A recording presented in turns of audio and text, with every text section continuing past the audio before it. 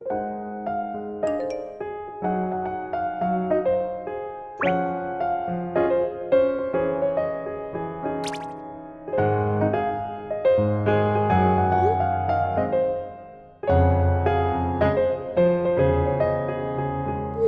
everyone, it's me Kenneth. Welcome back to my channel. It's really nice to be back again since it's been a while since the last time I posted new content here on my channel.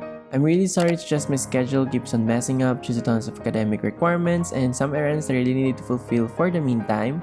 But anyway, in today's video, I'm gonna be showing you what's on my iPad Air for 2020. I know I'm kinda late for this trend since the new iPad Pro 5G with the M1 chip thingy had been finally released by Apple a few weeks ago. But since many of you guys are still requesting for this video, I just include why not doing it.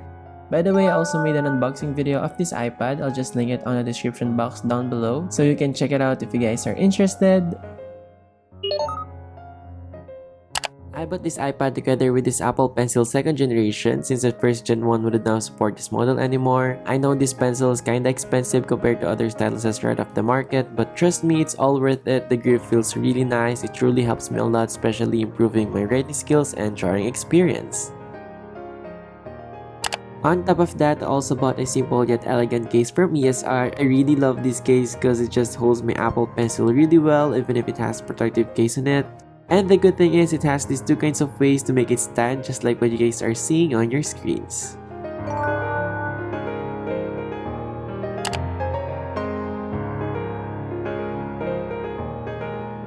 From the same brand, I also installed a screen protector in it. It's like a dupe for paper-like. It's just a big help whenever I draw or write on it, preventing the tip of my Apple Pencil to slip on my screen.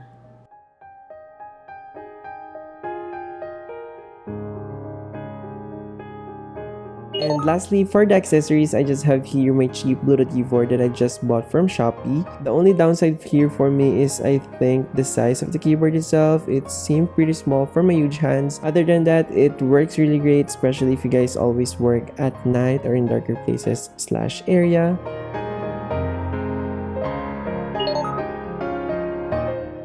In case I get any question about my wallpapers, I just got my home screen from Pinterest and lock screen from Johnny Studies blog site. You can download it for free. I'll just put the link both of my home screen and lock screen on the description box so you guys can easily access it whenever you guys are interested.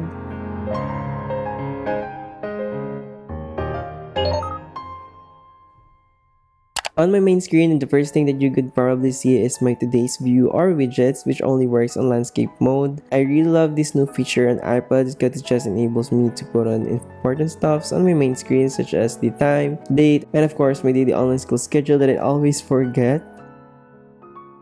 Okay, now let's head on to the main part of this video, which is the apps. In order for me to maintain the minimalistic look of my main screen, I just organize most of my used apps depending on its icons, tints, colors, and of course hues. Starting off with my clock and calendar, which are just both self-explanatory. I also have here the Zen flip clock, which simply features a flip clock and a Pomodoro timer when you slide it onto your right side. I actually don't have any idea at first that it has this kind of feature. I just discovered it a few days ago and I am now loving it. I think it's just much more convenient than the web Pomodoro timer that we all used to. Next is Unsplash, which is like a Pinterest but offers way better resolution of all the pictures they have. This is where I also get some of my photography and roam inspo, so as for my wallpapers.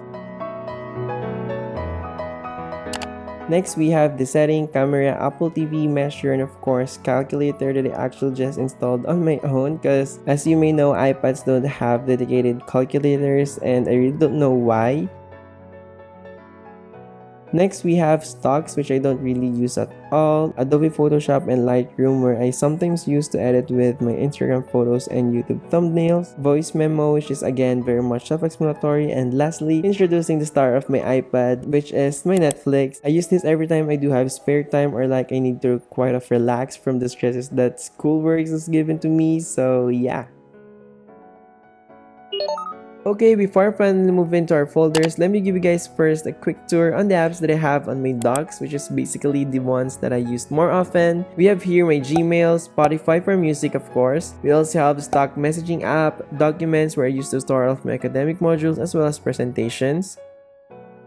Next is Safari, which is basically my main browser, Zoom meeting, which y'all already know about, as well as Facebook Messenger.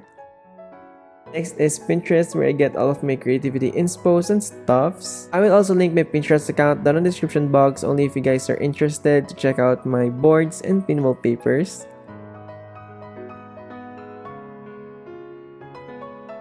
And lastly, we have here my camera roll and notes, which is again both self-explanatory.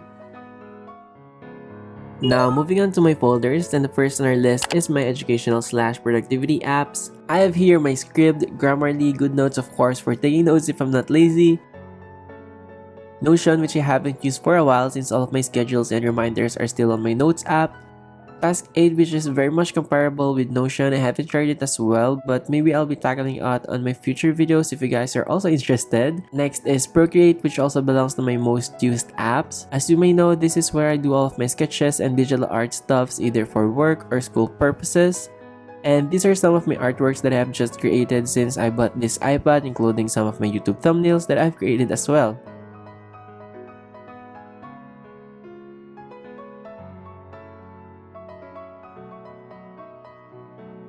Speaking of learning and improvisation of skills, right next to my Procreate is my Skillshare. I really love this app because it offers best of the best classes that you could ever get. So yeah, I highly recommend this app. Next, I have here my Ibis Paint, which is like the counterpart of Procreate but in free and much limited version.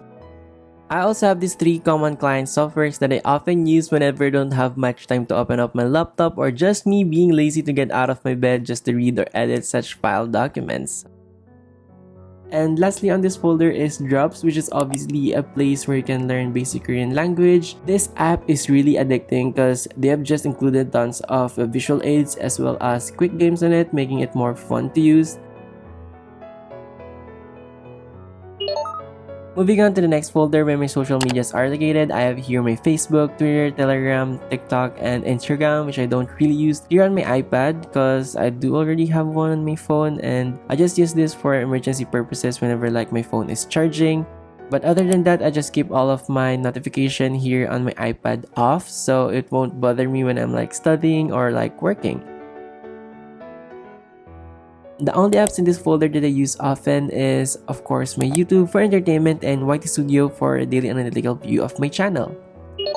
Okay, down to our next folder, which is just my extras. First on our list is my GIF maker, which is very much self-explanatory. I also have my widgetsmith that enables me to display my widgets, of course. ShareIt that simply allows me to share stuff wirelessly through Android devices. Smart Life that helps me to control my lampshades here in my room. I also installed Webtoon just to read True Beauty at first, but now I am planning to read more, so if you guys have any suggestions or recommendations, just let me know in the comment section down below. Fonts, which is basically just a keyboard that offers tons of aesthetic characters. I already discussed this in most of my phone transformation videos, so you guys can check it out if you guys are interested. And lastly on this folder, we have iFont. This app is what I use to download several custom fonts directly here on my iPad. It's really easy to use, plus it's totally free. Okay, moving on to our fourth folder, which just contains some of my favorite photos and video editors. For your information, I already did a lot of mobile editor pics on my previous videos. I'll also just link them on my description box so you guys can check it out if you guys wanted a further explanation for each app that I have.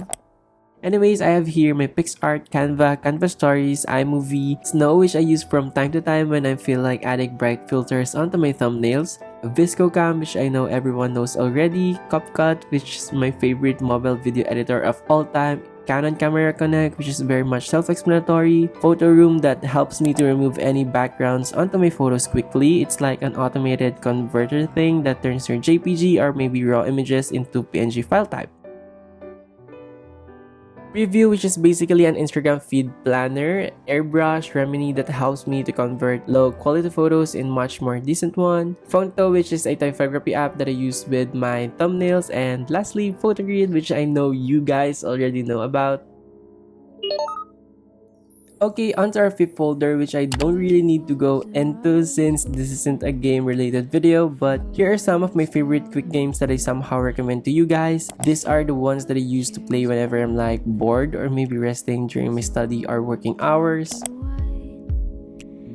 Took away the lights and changed it to the dim one. No pink, no green and yellow, 'cause it's on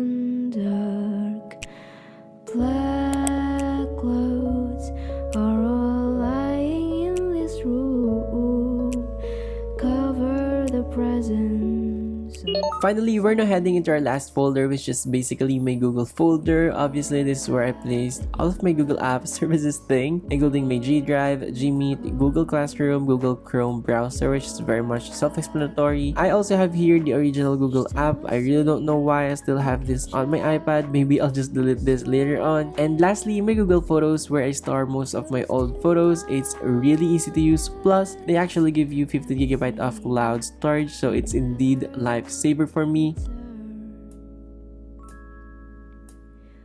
Now, onto my last page where I just randomly placed most of my Apple stock apps. As you can probably notice, I organized them depending on the colors of the icons. Starting off with green for FaceTime, Find My iPhone, Numbers, and Keynotes, preceded by blue on the way to indigo or violet.